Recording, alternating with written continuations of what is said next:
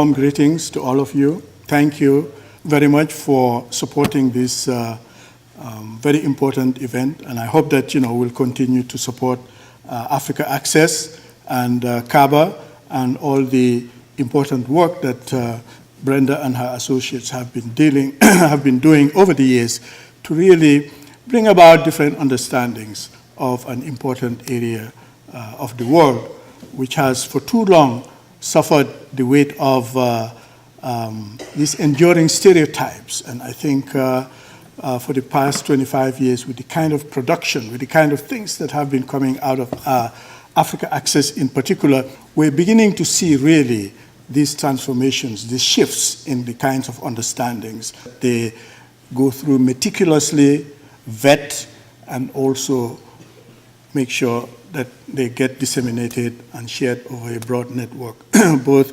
institutionally and also to the general public. So I really want to commend Brenda and all of her team for this phenomenal piece of work over the past 25 years. When I count to 3, I need everyone to say peace and throw up the deuces like this. Y'all ready? Here we go. 1, 2, 3. Peace. You guys are wonderful. You are beautiful. Thank you very much. I am an avid book reader. I am a fan of Africa. I have a lot of black people in my family. I don't know. My mom, my dad. My family's from a small African country called South Carolina. And thank you. Yes, give it up for that. Here's how I would like to do libation today. If you don't know exactly what libation is, it is when you take a moment to recognize your ancestors. All right? When you think about who are the people, what is the culture, what are the things that have brought you to this point right here today with all these beautiful, successful, lovely people. Frederick Douglass. Ashe. Harriet Tubman. Ashe. Malcolm X. Ashe. Everyone with me, say one more time, Ashe. Ashe. How do you imagine a continent that your teachers and librarians don't acknowledge exists? This is a problem of epic and multi-continental proportions. This is the world I was born into, even though I grew up in the mostly black neighborhood of Prince George's County in Northwest Washington, D.C. This is a problem that CABA, under the unflinching and vulnerable leadership of Brenda Randolph, has fought valiantly to help solve.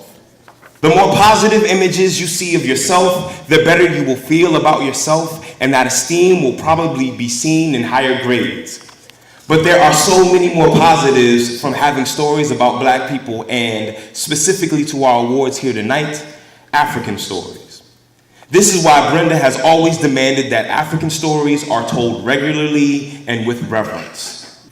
When it comes down to it, our children's books don't just teach us our ABCs and 1, 2, 3s. They teach us humanity, who we are to care for, who we are to listen to, who we are to trust. Our book characters are our imaginary friends. Your kindergarten teacher's reading cadence can be the metronome for your life. Fairy godmother Brenda used her magic wand, or as we called in the early 1990s, the mouse on her computer, to launch Africa Access Review, a free online database of scholarly reviews of K-12 books on Africa. Brenda's here to save the day, so don't worry. She found books of African origins and allegories and gave out awards of praise and glory. First book was The Origins of Life on Earth, a Yoruba creation story.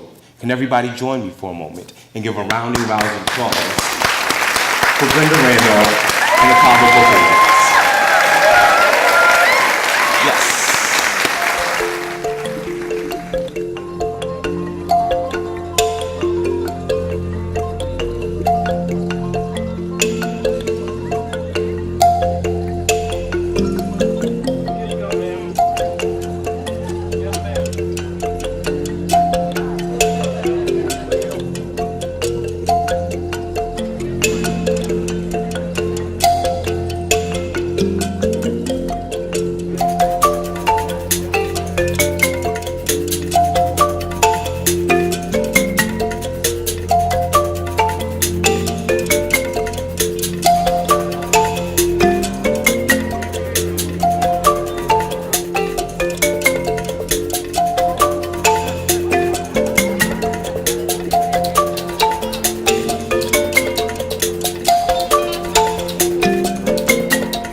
name of this instrument is Kora.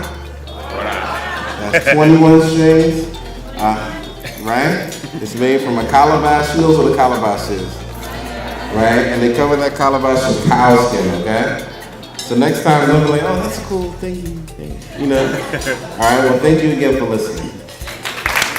Everyone, please give a warm round of applause for Brenda.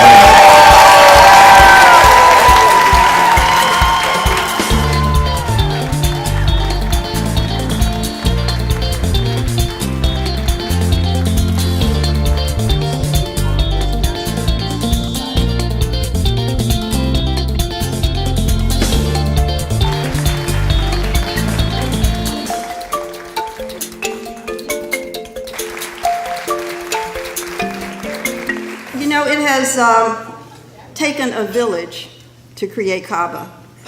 And crucially important in CABA's creation are the African Studies scholars who review books nominated for the award. It takes a village every year to support CABA because we've been doing this now for 25 years. Our people raise funds, they coordinate travel and hotel arrangements, and a lot of that is Harriet, who does all of that work. So a special shout out to Harriet. I did the name tag, so I screwed it all up, so I'll never have that job again. 3 members of my family are really, really important reviewers of the CABA books. My grandchildren, Che, Kalia, and Kari.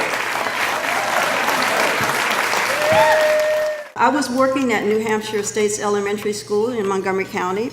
And this time the transformative person was a little second grader, let's call her Siata, who's from Liberia. I was reading the book Galimoto, which if you know that book, or if you don't know, you should get to know that book. It's still in print, always in print.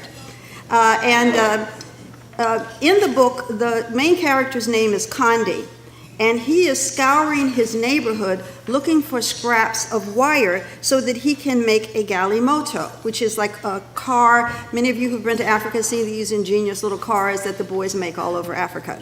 And Kandi is a little boy, and he's trying to prove to his brother, I can do this. And they're saying, oh, you're too little. He says, oh, I can do this. So he goes all around town looking for scrap metal. So as he's going through the town, you get an opportunity to see the town. You don't see any lions. There are no wildebeests. There are no crocs prowling. There's none of these what is it they call them, the big 5, the big 6 animals. They're not there. What you just see are kids playing. You see adults working. And the town has a variety of dwellings, including picturesque thatched houses, sturdy brick homes with lattice windows, just a regular town.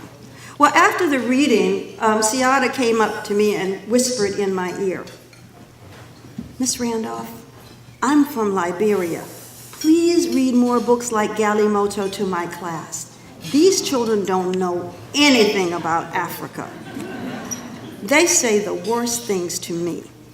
Galimoto shows what Africa is really like. Her comments truly galvanized me, and I realized that in addition to spreading awareness about the problems in children's Africana, we needed to do more to get the word out about good books on Africa, few though they were at the time. So I spoke to the Outreach Council, of which I was a member, and they agreed that we should create this award. And so that's really how CABA was born, from this little girl who I tried very hard to find. And we're still looking. One day we're going to find. Anytime you meet somebody from Liberia, ask them if they went to New Hampshire States in the 90s and they went in 2nd grade, so we can find her and thank her for what she did. To broaden the constituency for African cultural literacy, just to announce, you're the first people to really hear this, that the Outreach Council has decided that we will be doing another award. We will be adding it to the awards that we have for young children and older readers, and this one is called the New Adult Award. And this is a term, new adult, that may be new to you, but it is being used by the American Library Association. And what it means is these are books that are written with an adult audience in mind, but are also suitable for mature teens. So we will be giving a New Adult Award to an African author who has written one of these books, and we will start doing that in 2018.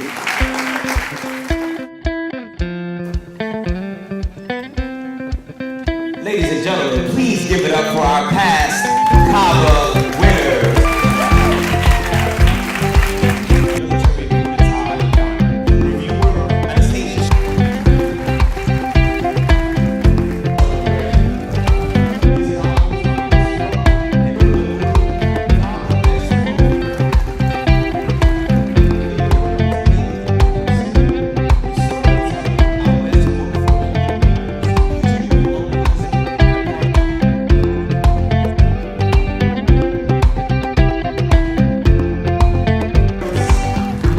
Generation after generation shall look people in the eye.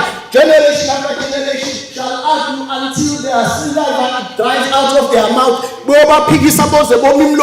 Those who say Africa is a country. Those who say Africa is boring. They will argue until their mouths dry when they talk to those who say Africa has no scientific knowledge. African girls do not need school. Nina ngokuphikisa kuze kuhlwe inkolo yembongolo, nina babhali bacondo siyanesaba, nina ngoba ninyoni ebhabubhamuzayo okwelapho babuzana njalo, fly forever like a long bird that flies long distances. Fly forever even if you fly alone. Ndizi uyozumfika unyoko wena mbhali kakhapha, ndizi uyozumfika unyoko umkhonzelelezo itaba babhali bakhapha siyangongela. Halala bamaminisa khapha, halala.